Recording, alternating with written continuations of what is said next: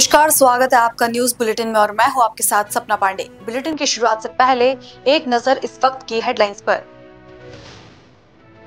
भोपाल में 5 साल की बच्ची से रेप मर्डर मामले में दोषी को फांसी की सजा का ऐलान। 24 दलितों की हत्या का मामला, मैनपुर कोर्ट ने 3 दोषियों को दी फांसी की सजा। बिहार में एएसआई राजीव मर्डर केस में फुलकाहा थानेदार सस्पेंड, ड्राइवर लाइन हाजिर। विपक्ष को कुंभ पर बोलने नहीं दिया गया, पीएम के संबोधन पर बोले राहुल गांधी। बीजेपी सरकार चला नहीं पा रही है, नागपुर हिंसा पर बोले आदित्य ठाकरे। खबर पूरी से है, जहां पूर्व केंद्र मंत्री स्वर्गीय डॉक्टर देवेंद्र प्रधान का पार्थिव शरीर सुबह पूरी स्वर्गद्वार पहुंचा।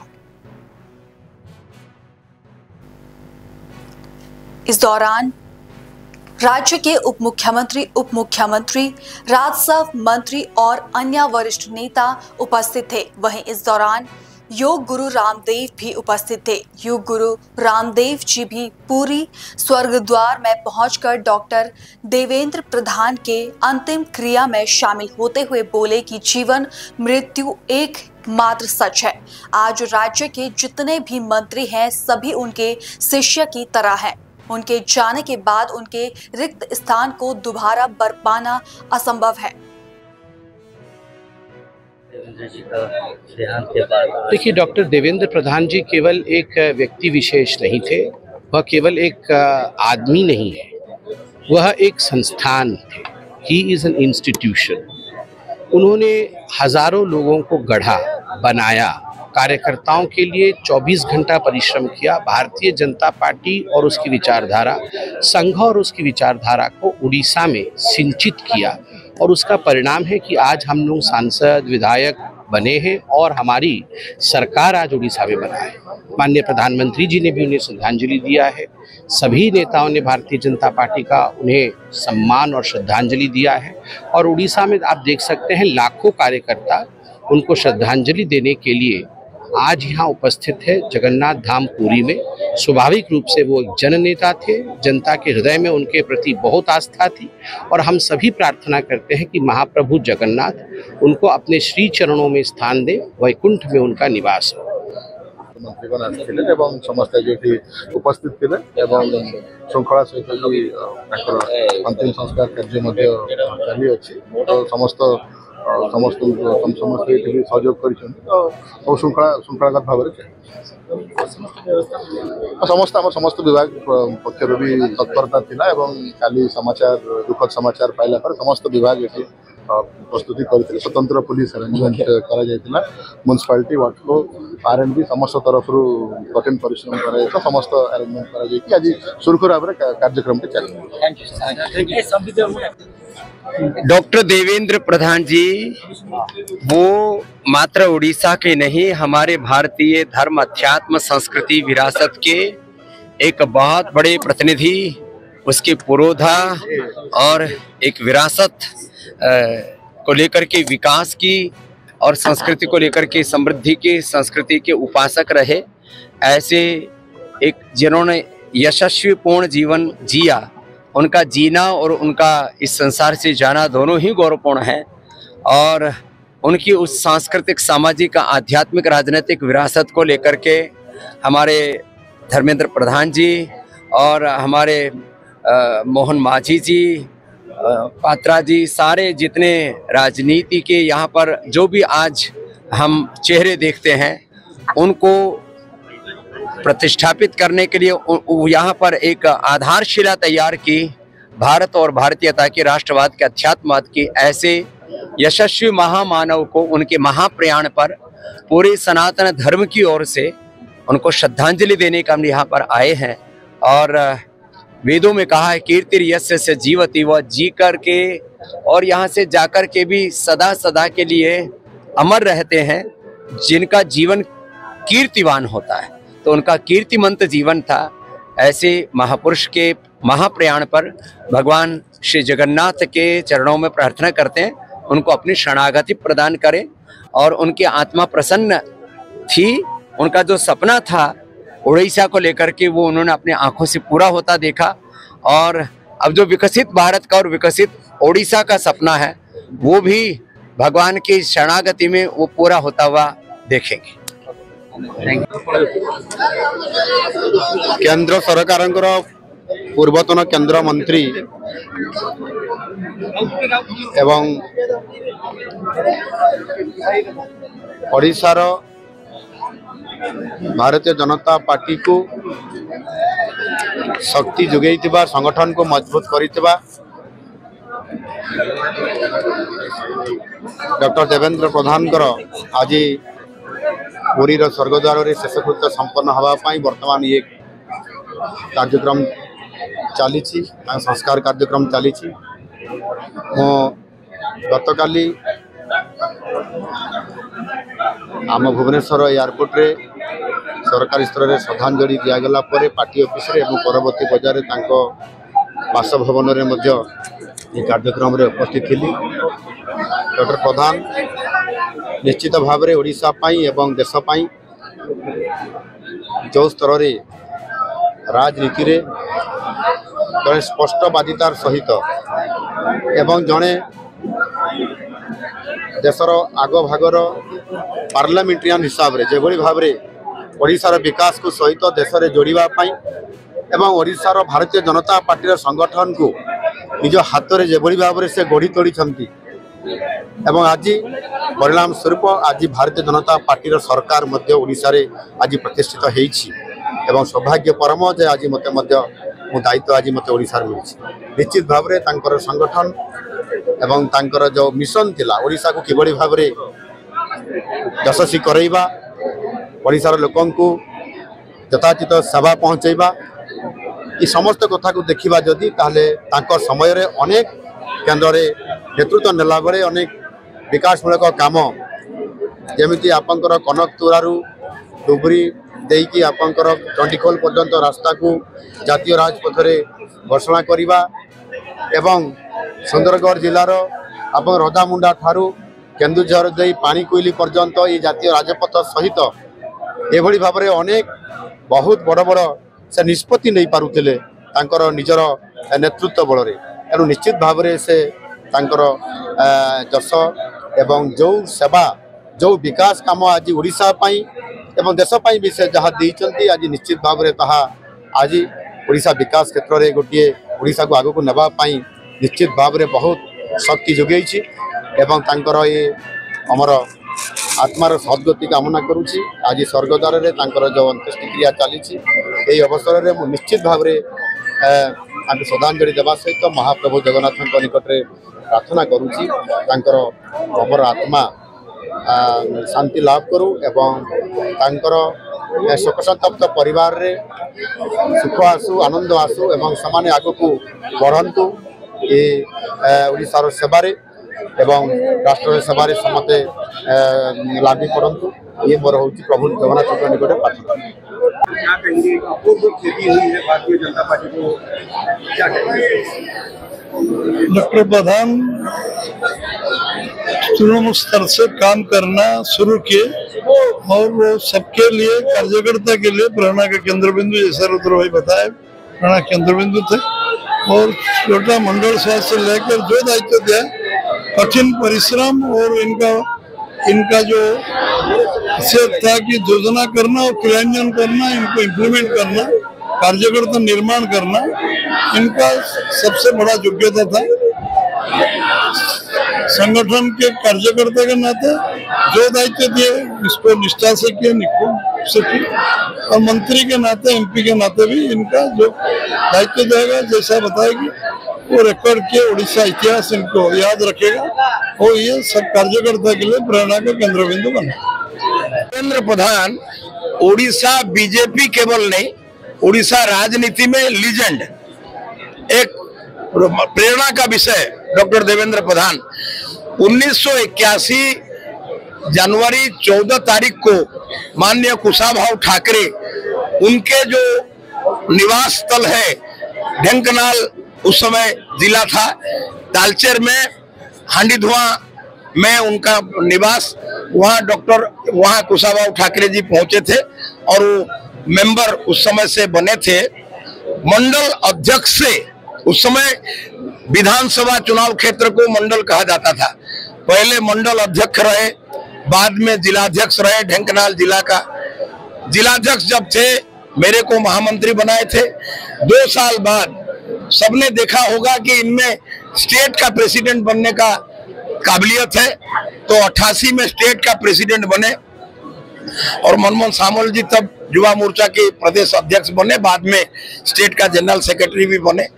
यहाँ जितने भी नेता आप देख रहे हैं, मंत्री, राज्य सरकार के सांसद, विधायक, इनमें से 90% कार्यकर्ताओं को हाथ पकड़ के आगे ले जाना और नेता बनाना, ये सारा काम, सारा श्रेय डॉक्टर देवेंद्र प्रधान को जाता है।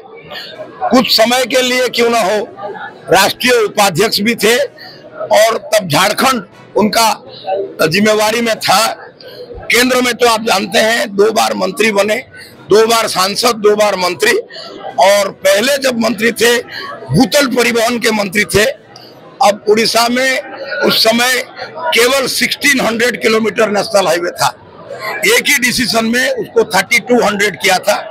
और कृषि मंत्री जब बने, जिलों में कृषि विज्ञान केंद्र उनका। केंद्रीय वाणिज्य और उद्योग मंत्री पीयूष गोयल ने न्यूजीलैंड के व्यापार और निवेश मंत्री टॉड मैल्के के साथ मुलाकात के बाद कहा, हम बहुत से फ्री ट्रेड नेगोशिएशन को लेकर बहुत आकांक्षी हैं। कोई भी फ्री ट्रेड एग्रीमेंट किसी पर दबाव बनाकर या समय सीमा रखकर नहीं किया जा सकता। I have often told you all on many free trade negotiations, we are very aspirational. I don't think any of you imagine that we could do the UAE agreement in 90 days. So we are an aspirational two friends working together in a spirit of cooperation, respecting each other's sensitivities, and we will be aspiring to do this equally fast, maybe faster. But I've also always said that no free trade agreement is ever negotiated with a gun on anybody's head. There's never a timeline or a dead-end date which is sacrosanct. But it's good to be aspirational. Both our leaders, Prime Minister Lakson and Prime Minister Modi, are ambitious in making this relationship stronger, giving opportunities to the youth of both countries, leveraging on the strengths of New Zealand and India. And our job is to make sure that we do a good job which is a win-win for both countries and which will result in expanding opportunities and economic activity.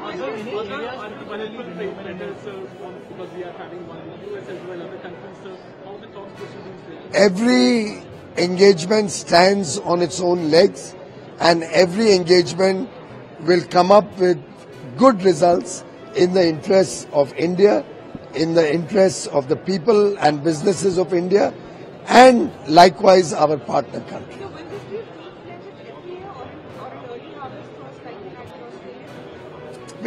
I think by and large we are set to do a full-fledged FTA. We don't see any difficulty in that. We will cover the entire gamut of a full-fledged comprehensive economic partnership between New Zealand and India. Will it cover the huge modern trade issues like labor and We will cover every issue that is of interest to both countries. खबरों का सिलसिला आगे भी जारी है। फिलहाल लेते हैं एक छोटा सा ब्रेक।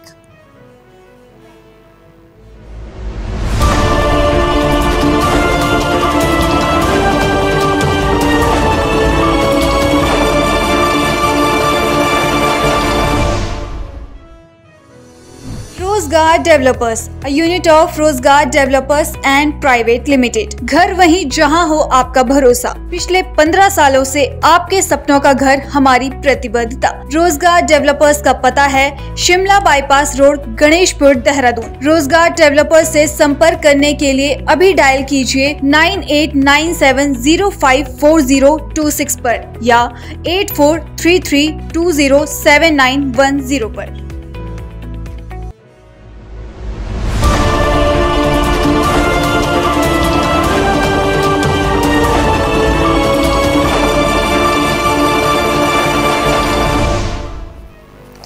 ब्रेक के बाद आपका फिर से स्वागत है। संभल पुलिस ने एक नर्स की हत्या के मामले में अस्पताल के 2 कर्मचारियों को गिरफ्तार कर जेल भेज दिया है। दरअसल कर्मचारियों ने अस्पताल के मालिक के साथ मिलकर एक तरफा प्यार में नर्स को छत से धक्का दे दिया था, जिसके चलते नर्स की मौत हो गई। सीओ कुलदीप सिंह ने खुलासा करते हुए कहा कि 3 लोगों के खिलाफ रिपोर्ट दर्ज की गई थी। अब हॉस्पिटल संचालक सुभाष पाल भी जल्द ही गिरफ्तार किया जाएगा। आपको बता दें कि नर्स की हत्या के बाद हिंदू संगठन के कार्यकर्ताओं ने भी विरोध प्रदर्शन कर विरोध जताया है। इसमें थाना असमोली पर 13 मार्च को एक सूचना प्राप्त हुई थी कि 11 तारीख को एक लड़की हॉस्पिटल की छत से गिरी है। इसकी 2 दिन बाद सूचना 13 तारीख को प्राप्त हुई थी। इस सूचना पे जो पीड़ित पक्ष है उनके द्वारा एक तहरीर थाने पर दी गई थी, जिसमें अभियोग पंजीकृत किया गया। 3 लोग उसमें नामित हुए थे। 2 लोगों को पुलिस ने आज गिरफ्तार करके जेल भेजा है। एक जो हॉस्पिटल के जिसमें जो हॉस्पिटल का मालिक है वो अभी इसमें फरार चल रहा है। शीघ्र उसकी गिरफ्तारी कर ली जाएगी।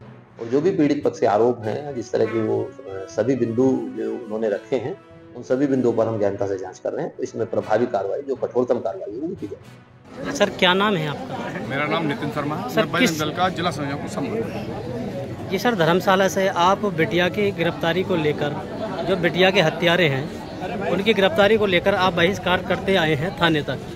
सर इस विषय में क्या कहना है आपका? क्या क्या मांगे हैं सर आप? मांगे क्या है? आज जब हमें पता चला कि असमोली में एक पायल नाम का हॉस्पिटल है, हम पीड़िता परिवार से मिले। अपने बजरंग दल की टोली बिशुनपुर के साथ जब मिले तो वहाँ जब परिवार से मिले तो हमें पता चला कि जो घटना घटी है वो सच्ची में कार्रवाई नहीं हुई है। और उसके बाद इस परिवार से बात करी। परिवार जब संतुष्ट नहीं हुआ तो हम लोग इकट्ठा होकर, हमारे कार्यकर्ता और पूरा समाज, हिंदू समाज हमारे साथ धर्मशाला चौराहे से पैदल यहाँ तक आया। हमारी 3 मांगे। सबसे पहले कि जिन लोगों ने जो पायल हॉस्पिटल है उसका जो सुभाष पाल है वो वहाँ लव जिहाद का एजेंडा बहुत बड़ा चलाता है, क्योंकि हिंदू लड़कियां रखता है और मुस्लिम लड़के रखता है। ये बहुत बड़ा एजेंडा उस हॉस्पिटल के अंदर चल रहा है, क्योंकि उसकी अभी तक वो सील नहीं हुआ। और उसमें अभी तक मैं जब उधर से निकल के आ रहे थे तो वहाँ पे मरीज आ रहे जा रहे, सबका मुरमन। सबसे बड़ा काम जहाँ बहन का हत्या हुई, जहाँ उसके साथ बलात्कार हुआ, वो हॉस्पिटल अब भी चल रहा। कितनी शर्मनाक चीज़ है। इसे हमने देखा, हमने प्रशासन से मांग करी इसे सील किया जाए, इस पर कार्रवाई की जाए। दूसरा, सुभाष पाल जो खुलेआम घूम रहा है उसे भी गिरफ्तार करके जल्द से जल्द जेल भेजा जाए। और जो उसने 53 मिनट की जो वीडियो रिकॉर्डिंग है वो डिलीट मारी है, हमने कहा उसे कर उस पर देखी जाए कि सच्चाई क्या है। वहाँ तक प्रशासन जाए और इन पीड़िताओं के साथ, ये भाई हैं, उनकी माता जी हैं, इनके साथ हम खड़े हैं। जब तक इन्हें संतुष्ट नहीं होंगे जिस कार्रवाई से, हम इनके साथ खड़े हैं, हर तरीके से खड़े हैं। और जो जिहादी मानसिकता के लोग हैं, अगर सुन भी रहे हो तो सुन लें। जिहादी मानसिकता के लोग इस संभल जिले के अंदर अगर बहन बेटियों के साथ ऐसा काम किया तो उन्होंने इतना घिनौना काम किया है। अगर बजरंग दल के हत्थे चढ़ गए तो ईंट का जवाब पत्थर से देने का काम करेगा, ये ध्यान रख लेना। सर सीसीटीवी बंद क्यों किया गया? ऐसा क्या कारण रहा है? उन्होंने सबूत मिटाने की कोशिश की है और प्रशासन इसमें एक ध्यान और दे, ये सबूत मिटाने के जो मिटाए हैं उस पर भी कार्रवाई करें, क्योंकि सबूत मिटाना भी बहुत बड़ी एक कार्रवाई होती है और जुर्म भी होता है। इस प्रशासन को ये ध्यान देना चाहिए कि उसने सबूत मिटाए इन बहन के साथ जो घटना घटी है, क्योंकि वो भी इसमें सुभाष पाल जो है उसमें दोषी है पक्का। क्योंकि वो ऐसा काम क्यों करता है? अपने यहाँ लव जिहाद का इतना बड़ा एजेंडा कहाँ चला रहा है और उसे कहाँ से फंडिंग हो रही है लव जिहाद की, ये उसे प्रशासन उसमें लगे और सख्त से सख्त कार्रवाई करे, ये हमारी यहाँ पर मांग है। सर अभी सूत्रों के अनुसार जानकारी मिली है, अभी इस मामले में 2 मुलजिम जेल। केंद्रीय मंत्री जितेंद्र सिंह ने सुनीता विलियम्स के अंतर्राष्ट्रीय अंतरिक्ष स्टेशन से लौटने की घोषणा पर क्या कहा, सुनिए। No, it's so heartening, as you said. The Honorable Prime Minister has himself written a letter, expressed concern on his own behalf, personal behalf, as well as on behalf of 140 crore Indians. And she, being a daughter of India, has done the entire world proud. And as you said, she is returning after more than 600 days, which is a record of sorts, and has successfully accomplished the task that she was assigned to.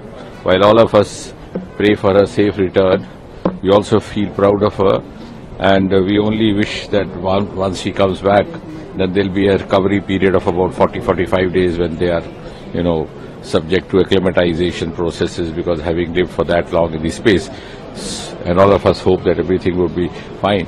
And a very pleasant coincidence is the fact that today itself, Prime Minister Modi made a statement on Mahakumbh, in the parliament. And incidentally, Sunita also had expressed her wishes during the Kumbh, because when she saw the pictures of her family visiting the Kumbh, she was also in a way tempted to, yearn for it. And therefore, there's a very deep connection between her and India, and of course Gujarat, the state that she belongs to. She's always been talking about it, and that is also an indication of the fact that most of the space agencies outside India or abroad, including NASA, are now having Indian boys and girls leading most of their important missions. Sir, you have also tweeted regarding the Sunita Williams. She's returning, and you said you wrote that the whole world is waiting for her. So, what is your message on this? No, I think the future is going to be belonging to space in a big way. And as Prime Minister Modi once said, sky no longer the limit. And all this is happening at a time when we are moving in tandem with the rest of the world. I think one of the facts which is often tended to be forgotten is that the ISRO, the India Space Agency, was born in the year 1969. And that was precisely the year when the first human being, Neil Armstrong, landed on the surface of the moon. But today, we are first to have landed on the southern pole of moon. And many of our experiments are first of their kind, and they offer inputs for the other space agencies in Europe, in America also to pick up cues for. Which means that India also is now heading very fast in its space economy growth. And as Prime Minister keeps talking of Viksit Bharat 2047, now we are at number 5, then we go to rank 4, rank 3, and so on and so forth. That value addition is going to come from some of those sectors which remain either unexplored or underexplored, or maybe did not find the kind of patronage that they deserved from the political dispensations of the earlier decades, will now get an opportunity to exploit their full potential. Space is one of them. We have started rising in space economy in a very rapid pace.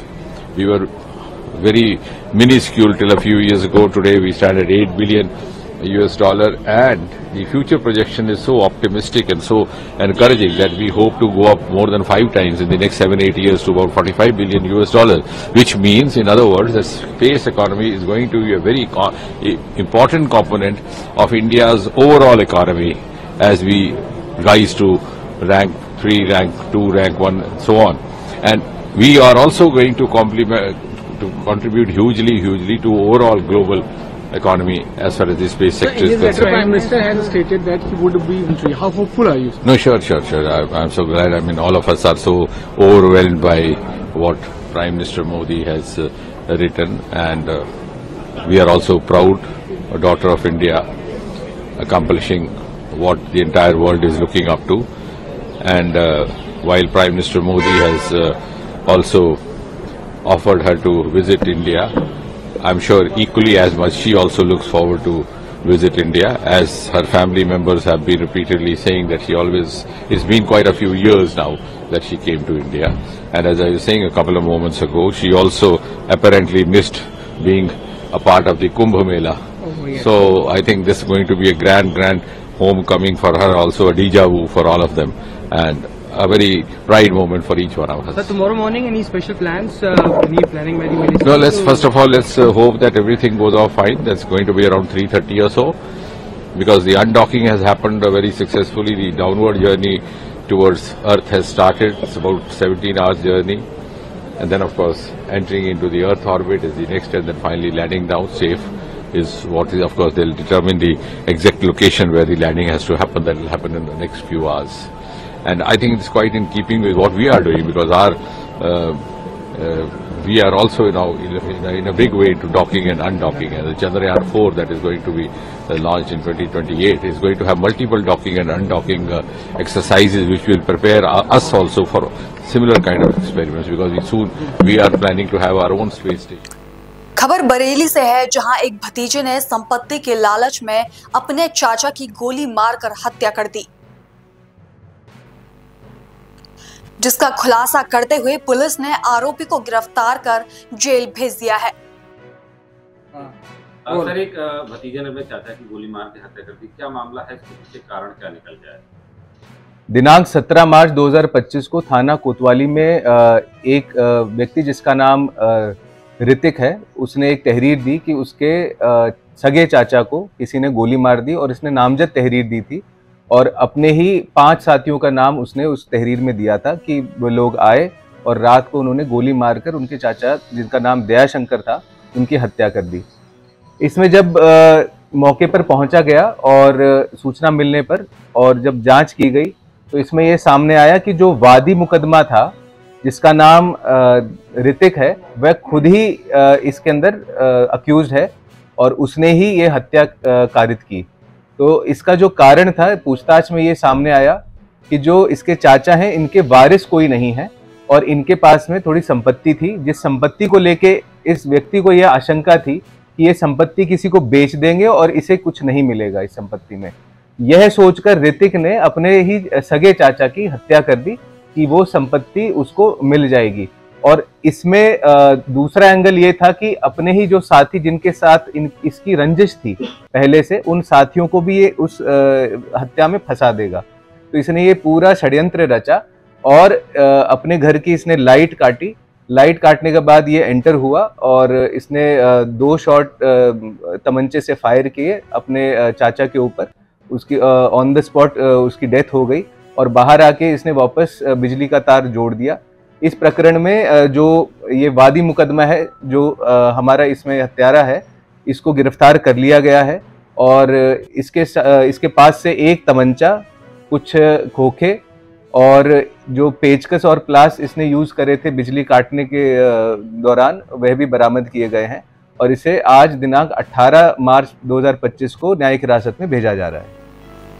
Bareilly में police को बड़ी सफलता मिली है, जहां बच्ची को घर पर अकेला पाकर पड़ोस में रहने वाले आदमी ने 11 साल की बच्ची से दरिंदगी की और फिर उसका कत्ल कर दिया।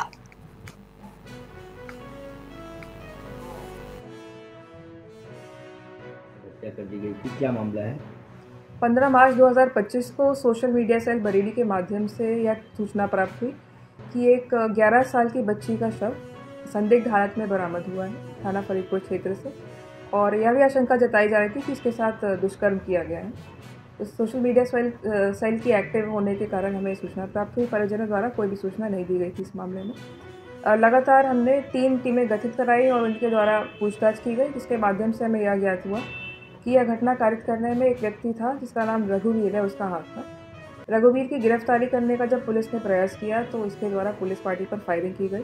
इसके पास से घटना में प्रयुक्त दुपट्टा भी बरामद हुआ है, जिससे यह पुष्टि होती है कि इसके द्वारा उस बच्ची का गला दबाकर हत्या की गई है दुपट्टे का प्रयोग करते हुए। और जब इसने पुलिस पार्टी पर फायरिंग की, पुलिस के द्वारा जवाबी कार्रवाई में आत्मरक्षा के उद्देश्य से फायरिंग की गई, जिसमें अभियुक्त घायल हो गया और इसे उपचार हेतु अस्पताल भी ले जाया गया। और यह भी सामने आया कि इसके द्वारा ऐसी घटनाएं अपने बच्चों के साथ भी कारित की गई थी। क्या पड़ोसी है, किस टाइप से इसने क्या जानकारी? इस अभियुक्त की उम्र लगभग 40 वर्ष है और यह इस बच्ची का पड़ोसी था और छत कूदकर इस घर में प्रवेश किया और उसी के बाद इसने घटना कारित की। बच्ची का पीएम भी कराया गया था, क्या रिपोर्ट क्या कुछ आया था? पुलिस द्वारा जब बच्ची का पोस्टमार्टम कराया गया तो उसमें यह तथ्य सामने आया कि बच्ची की हत्या स्ट्रैंगुलेशन के करके की गई थी और दुष्कर्म की भी संभावना जताई गई है। क्या लगता है कि पड़ोसी का जिस आरोपी है उसके घर आना जाना था, घुला मिला हुआ था, किस तरह से? बच्ची की मां से जब पूछताछ की गई तो यह ज्ञात हुआ कि यह पहले भी 2-3 बार घर में प्रवेश कर चुका है। बच्ची को कभी कभार कुछ खाना पीना मिठाई खिला देता था। फिलहाल बुलेटिन में इतना ही। देश और दुनिया की तमाम खबरें देखने के लिए बने रहिए पल्स 24 न्यूज के साथ। नमस्कार।